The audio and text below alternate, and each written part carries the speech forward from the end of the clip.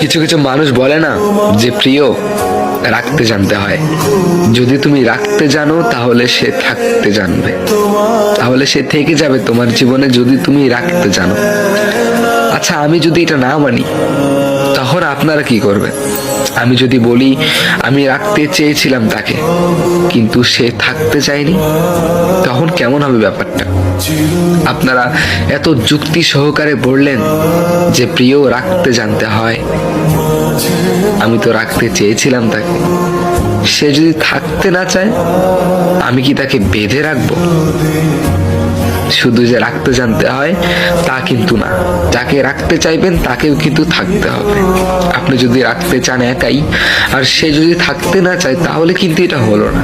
আমি তোমাকে রাখতে চেয়েছিলাম, তুমি বুঝোনি আমাকে, তুমি চলে গিয়েছো। পরে তুমি মিথ্যা অপবাদী দিয়েছো আমি নাকি তোমাকে রাখতে চাইনি।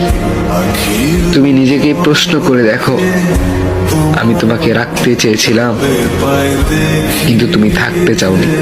হয়তোবা আমি আমার ভালোবাসা কখনো প্রকাশ করতে পারিনি, কিন্তু আমি কখনো এটাও বলিনি যে আমি তোমাকে রাখবো না। আমি হয়তোবা বুক ফাটিয়ে বলতে পারিনি যে আমি তোমাকে ভালোবাসি, কিন্তু তোমার নামে যদি আমি একটা খারাপ কিছু শুনি তখন আমি নিজেকে ঠিক রাখতে পারি না, নিজেকে সামলাতে পারি না। হয়তোবা আমি বলতে পারি না তুমি খেয়েছো কি খাওনি, কিন্তু তোমার মুখটা যখন শুকনা দেখি তখন আমি নিজেও খাওয়া বন্ধ করে দিই, বুঝে নিই যে তুমি খাওনি।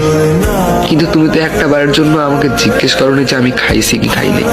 হ্যাঁ, আমি কখনো প্রকাশ করতে পারিনি আমার ভালোবাসা, কিন্তু তোমার তো একটু বুঝে নেওয়া উচিত ছিল, তাই না? এক হাতে তালি বাজে না। আমি রাখতে চেয়েছিলাম, তুমি থাকতে চাওনি। যদি তুমি থাকতে চাইতে তাহলে হয়তোবা আজকে তুমিও থাকতে এই সময়ে আমার সাথে, আমার পাশে। আমি রাখতে ঠিকই চেয়েছিলাম, তুমি থাকতে চাওনি। শুধু রাখতে চাইলে হয় না, যাকে রাখতে চাইবেন তাকেও কিন্তু থাকতে হবে।